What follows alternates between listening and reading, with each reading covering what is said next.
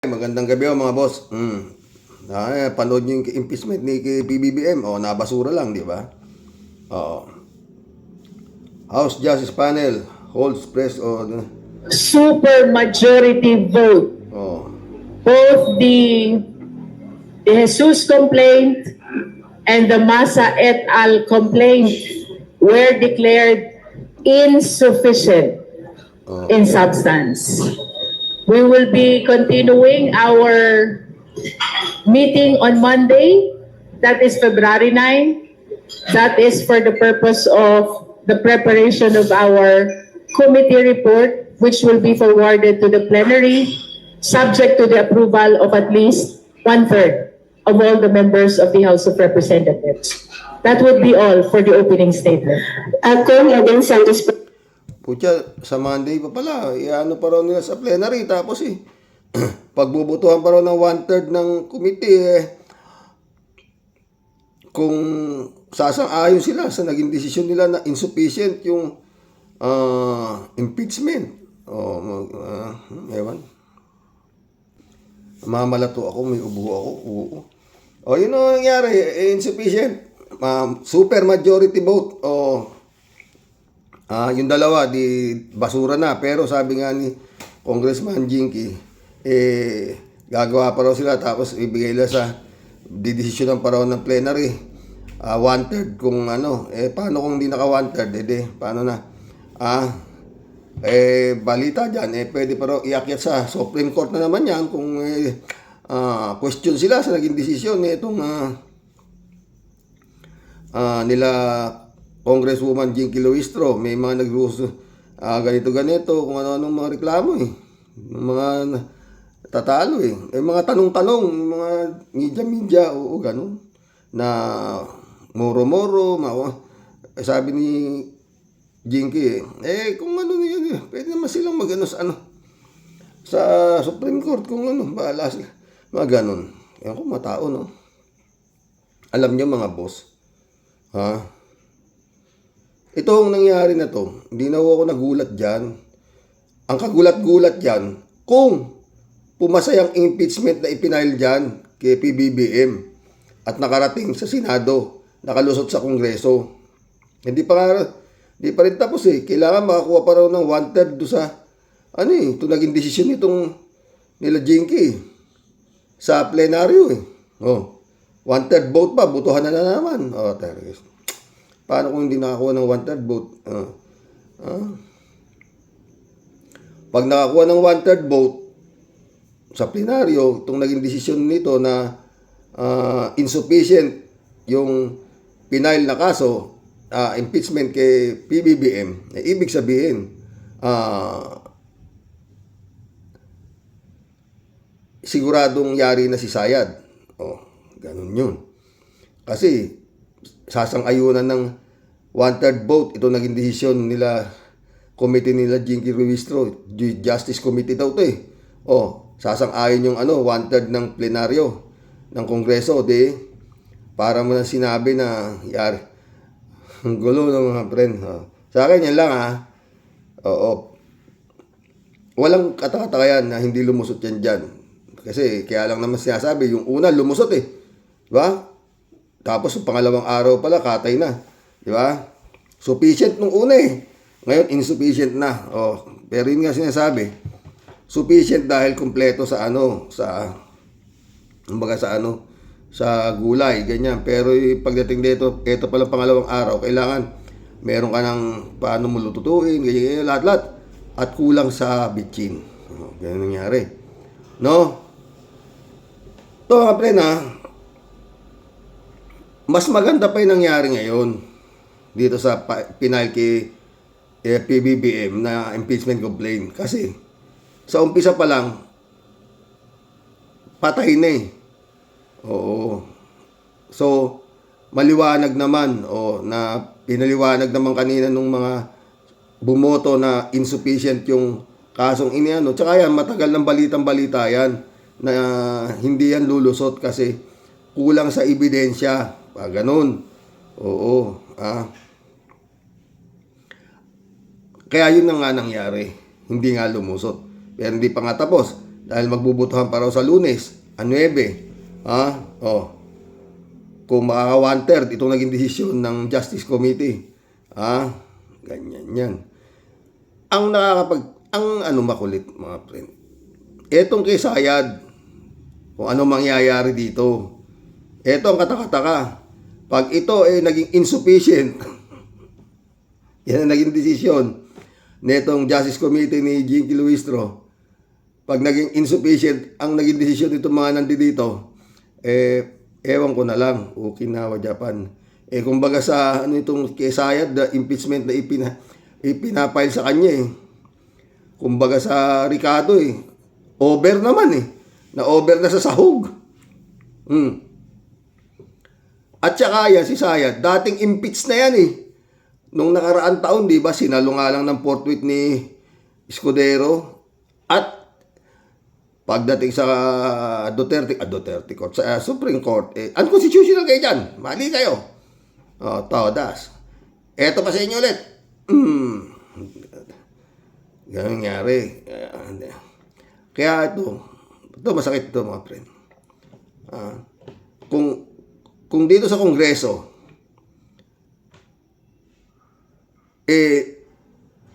hindi yan makalusot, yung impeachment ni Sayad, putang ina. Asan na yung boto nung nakaraang impeachment complaint kay Sayad na overwhelming na 200 plus? Inimpeach yan ng mga kongresista, 200 plus votes. 130 lang yata kailangan 110, 200 plus. Tapos ngayon, hindi siya mai-impeach ng Kongreso dahil insufficient puta na. Yung hirap isipin niya. Yan ang mahirap isipin, mga friend. Tsaka marami pang, santambak ang kaso. Tangina. Ngayon, yan ang mabigat. Pag sumampa na naman doon sa Senado, Senado, ang gulo ng Senado. Mukhang si Loren Ligada raw ang gagawin Senate President. Tangina, ano yan? Manunood na lang ba tao sa ginagawa nito mga sa Senado na to? Panunuorin na lang ba ng tao yan? O rally na naman sila? No? Mantakin mo. Papalitan na naman si Tito Soto. Ano kasalanan ni Tito Soto? Kaya mo na to si Escudero, may kasalanan kaya pinalitan. Tito Soto wala nang kasalanan. Ipapalit yung mama ni Libiste. Nakita yan. Duterte. Ano na yan? Sa ngayon daw meron ng 17 sabi ni Secretary Llamas na sang-ayon na si Loren ang maging Senate President. Putang ina, anong klase Senado yan naman?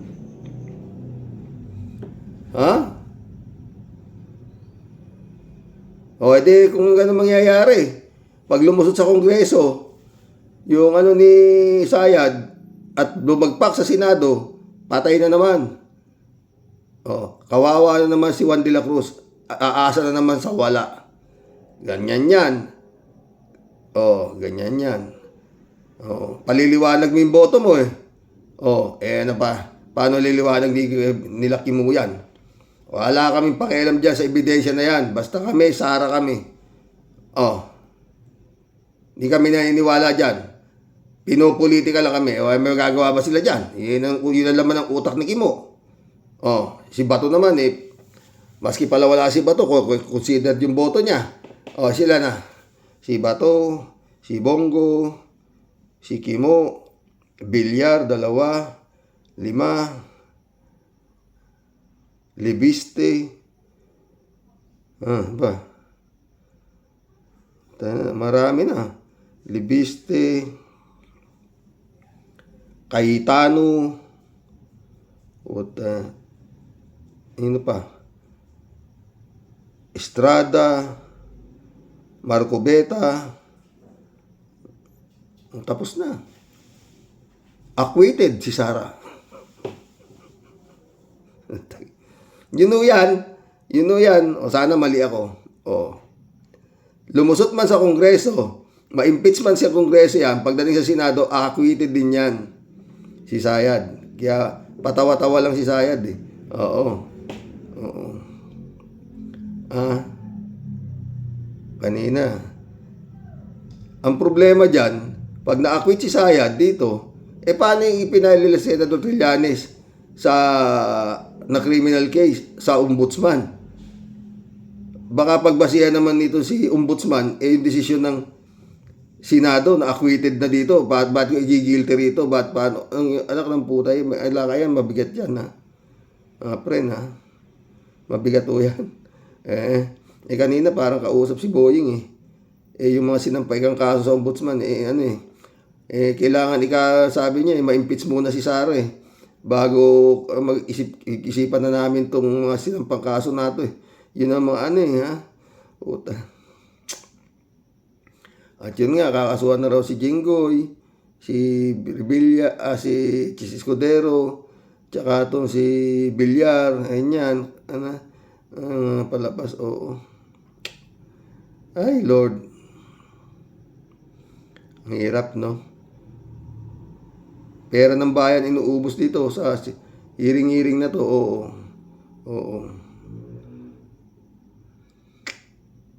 Plus yung sweldo pa ng mga to. Mas masakit yan, no?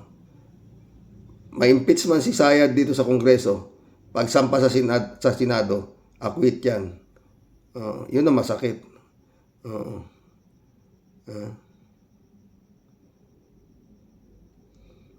Lalo na pag si Lito Lapid ang bumoto.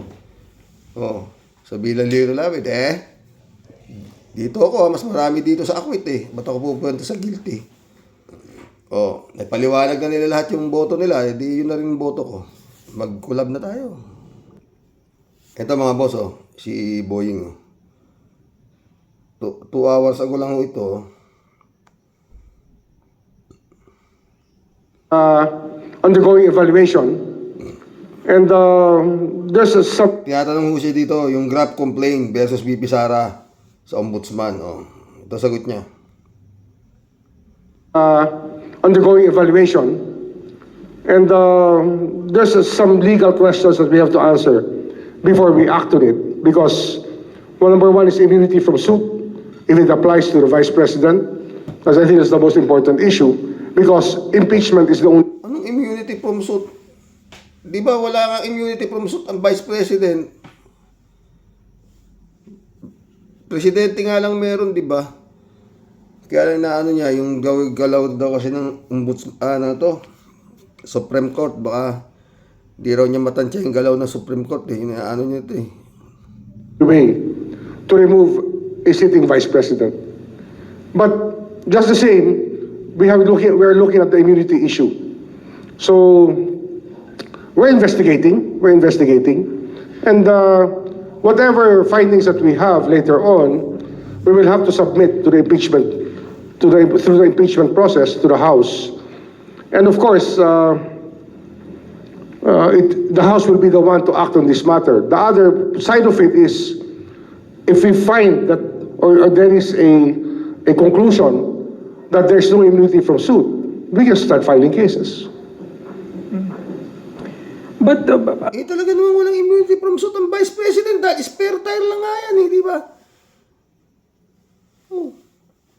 Kailan ba naman nagkaroon ng immunity from suit yung Vice President? Ngayon lang nga, kung sasabihin naman na ito, Duterte, Supreme Court na may immunity from suit na yung Vice President. Jesus Mariosip, ewan. at the moment, based on how you assess things, can your office proceed? Given those questions, I mean, those. No, that's exactly what I said. It's something that we have to think out, thresh out properly, because immunity from suit is an issue. Whether she is immune from suit, like the president, during her term in office, and just can only be subjected to an impeachment complaint. But we have to remember, there were vice presidents before whose cases continued while they were vice president. Jojo Binay had cases filed against him when he was vice president. That's why immunity from suit is debatable. But of course, with the way that the Oo, yun nga si Jojo Binay, Vice President siya, kinasuhan siya. Ibig sabihin, wala siyang immunity from suit. Kaya pwede nga siya kasuhan di ba? Oo, di ba? Tama na, mga boss. Basta ako, mga friend, masama amoy ko. Mukhang wala rin mangyayari. Oo, totoo. Mantakin mo, immunity from suit daw, debatable. Paano debatable? Wala nga immunity from suit yan. Spare tire nga lang yan Paano magkakaroon ng immunity from suit yan? Vice Presidente na yan. Diyos ko, patay.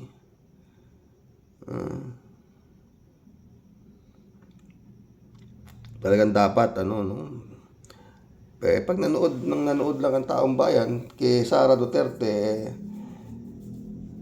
anong impeachment? Pwedeng ang kasuhan di pwedeng makasuhan, di pwedeng guilty. Pwedeng ma-acquit, gano'n. Kaya nga, di ba, ewan, mga friend, mag-collab na ho tayo, mga bossing, no? Minasabi niya, kung immunity. Alam mo naman na walang immunity from suit ang Vice Presidente, At kailan naman nagkaroon ng immunity from suit yung spare tire? Ewan. Ngayon nga lang tayo nakakita ng ganyang klaseng spare tire. Ewan.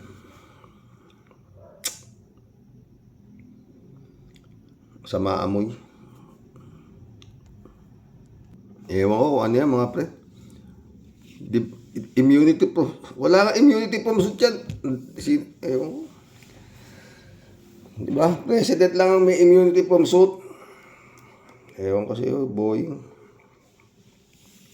Collab na tayo. Sa ako, masama amoy ko dyan, mga pre, ano mangyayari dyan.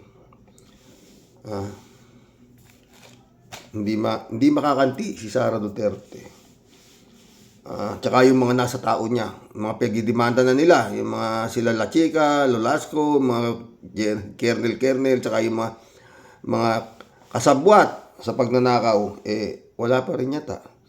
Ang sagot ni Remulla, we are investigating immunity from suit. Paano yung mga 15 sila doon sa Office of the Vice President na sinampahan na nga ng kaso dahil ewan.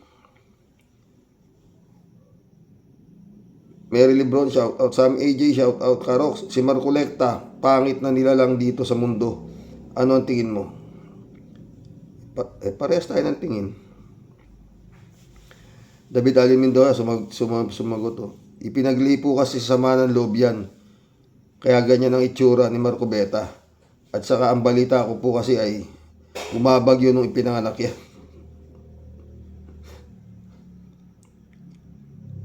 Debrado Ludovico. Sa mga umilagnat ako Blessed morning, Karox, and to all warriors watching from Edmonton, Alberta, Canada. God bless po. Stay safe and healthy. Bakit nga ba, di kung anong meron kayong hawak na salin, yun ang upakan ninyo. Yun nga.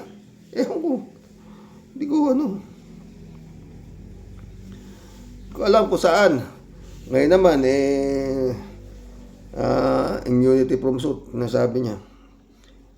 Alamin daw niya kung immunity from suit.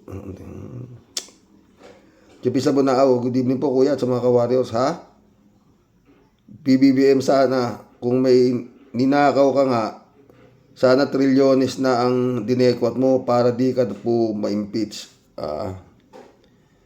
Alat ni Baya, shout out. Michelle Edwin Mike, shout out my friend. Pastor Jun Lagon, shout out. Good evening Kasani, God bless your family. God bless ka, Alat ni Baya. David Ali Mendoza, good evening po Kuya Rox. Hanep din naman po nagnakaw ka na pero walang sulian. Kapag nahuli at nag-apply ka ng state witness at saka sabi po pala ni Saldico ay wala siyang ninakaw o kinita sa flood control scam na yan. Sino naman po maniniwala sa kanya kundi yung mga DD-shit na di marunong mag-isip. Basta tanggap lang ng tanggap ng mga sinasabi ng kanilang kapanalig.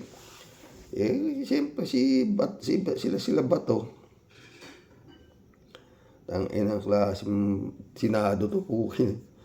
David Ali Mendoza ulit Ilang beses nagpalit na Senate President ang anak ng putang inang ewan. Oh. Ay, gulo-gulo. David Ali Mendoza ulit o Karoks. Tungkol naman po sa impeachment ni Kuting, BBM, ang sabi po ni Atty. Enzo ay baka hindi na matuloy ito dahil ipatigil na ng Kongreso sa kadahilanan na wala raw pong lulusot sa mga complaints na ipinalabas sa kanya. Yun ang nangyari, David eh. Mukhang marami pa din pong kakampi si BBM sa Kongreso. Mabuti naman po yun. At baka kung umabot sa Senado yung impeachment complaint na yan, hahatulan ng sigurado wala nang tanong-tanong doon, guilty agad. Upo na si Sara. Dahil po mukhang tagilid siya sa bilang sa mga senador dito tayo sa Senado. Totoo yun, David.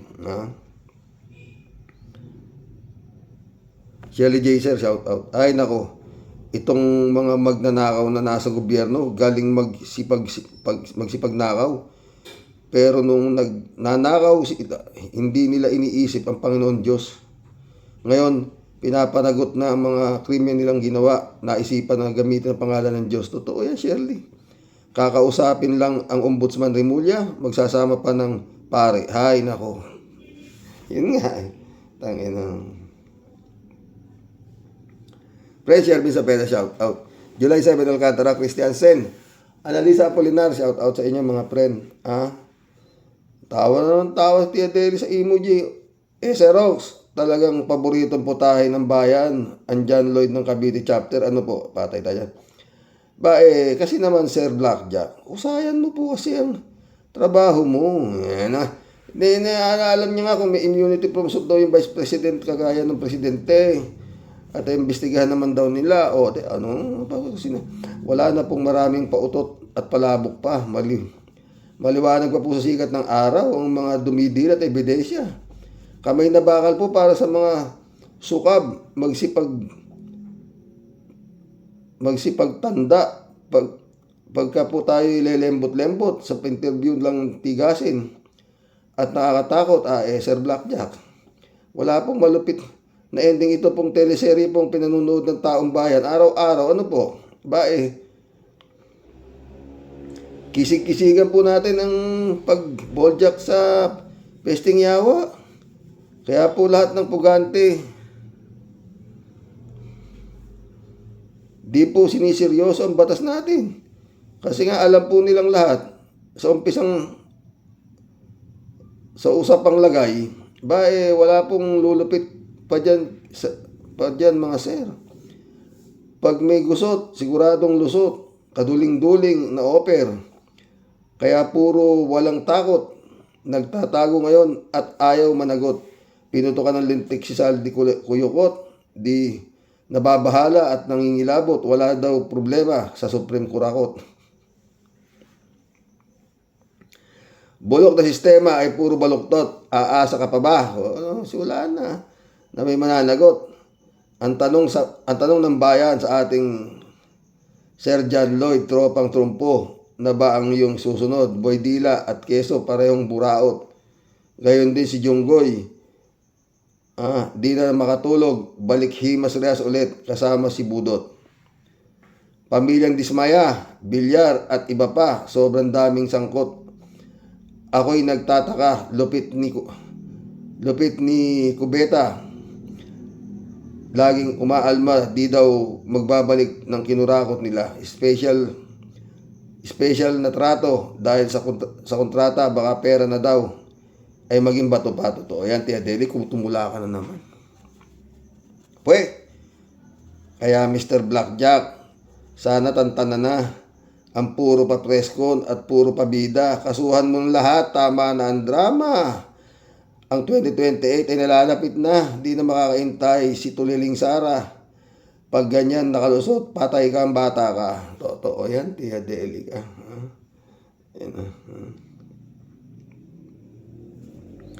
Rodelia Alpilor.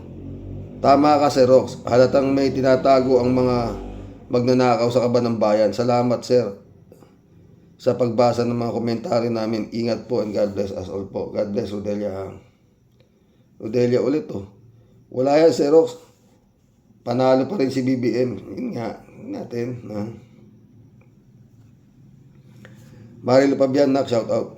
Good day po ulit tayo at sa mga ka-warriors. Yes po tayo, ang gulo-gulo. at ang ingay ng mga senators, not by defending our own interest but by the interest of our neighbors. Lord, kayo na po ang manguna to fix in good direction our motherland, the Philippines. 3J show po. Diyan sa salin na yan, Sir Rox, di ko sigurado kung papayagan nga yan ng mga na mai-disclose, lalo na sa Sara Jim Potpot. Baka mabigla tayo, sobrang liit pala ng pera ni Sara. Nasa milyon lang. Milyon nga lang, 88 million nga. Kita mo nga si Queso de Bola. Nakabili ng mamahaling singsing para kay Hart, pero ang pera lang niya ay 35 million. Anong 35 million? 18 million nga lang daw eh. Samantalang si Gising 50 million, may utang pa si Queso, totoo, ha?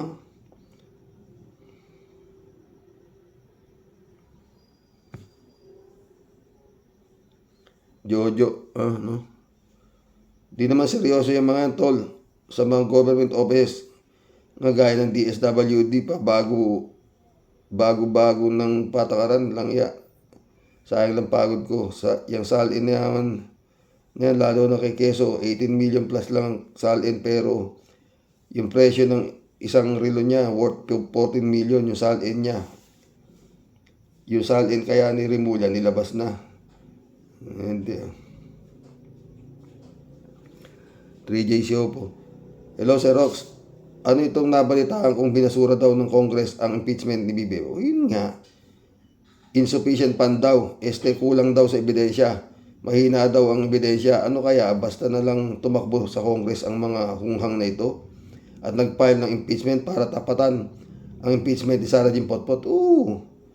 Ay, yan na nga ba sinasabi ko eh. Nag-aaksaya lang sila ng pera ng bayan. Sinabi, alam naman nating walang kapupuntahan niyang impeachment ni BBM. Sumigi pa rin para lang gumastos ang gobyerno sa walang kakwenta-kwentang impeachment na yan. Yung kay Sayad, yun ang pag nakalusot sa Kongreso. Yung kay Sayad, na insufficient ng Kongreso, putangin na. 3J okay. Baka mamaya yung dinasabi ng Justice Committee ng Kongreso, insufficient informed, boto, insufficient bilang, overwhelming, putangin lang yan. Pag di na nangyari, taong bayan, gumalaw kayo, putang na ginagago na ang Pilipinas itong mga to. At saka paulit-ulit to. Yung mga decision ng Supreme Court kung ano yan. Wala yan pag gumalaw ang tao. Si Erap, hindi naman impeach si Erap eh. Pero yung mga natalo senador, lumabas kalsada, doon nila yung laban doon sa Senado.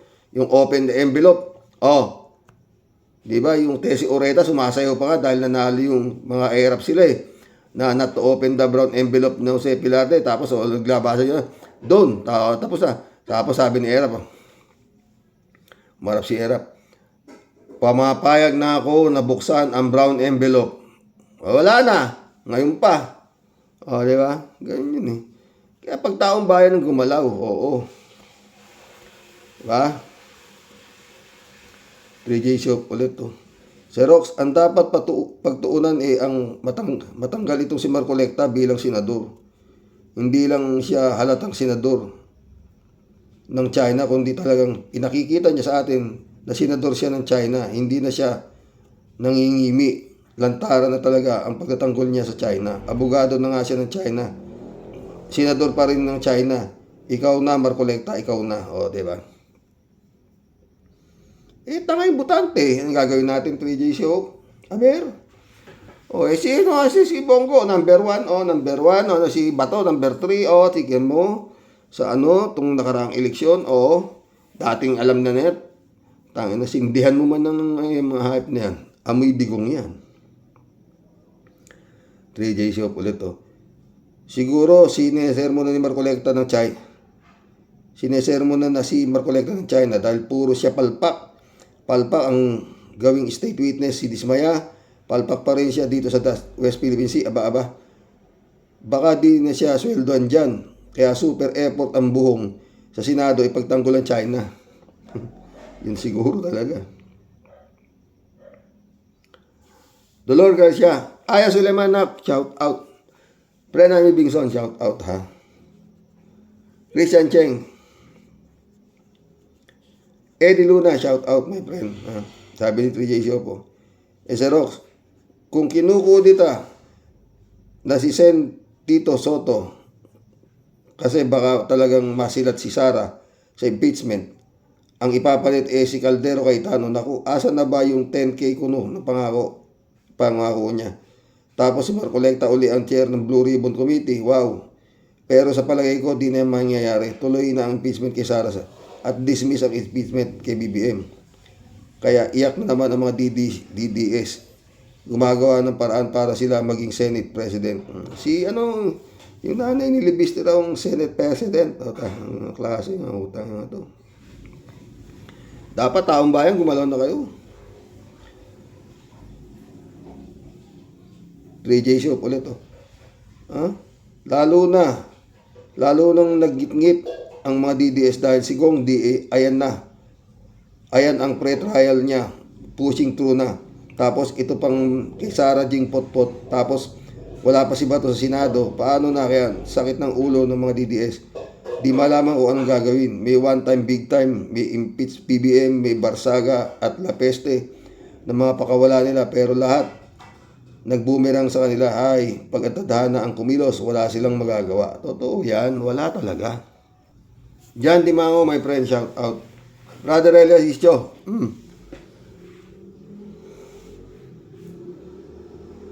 Hanggang bukas po muli mga friend. Mission accomplished ha. Lord. Sumaho talaga pakiramdam ko. Sana may antibiotic ako yo. Good night. God bless mga friend.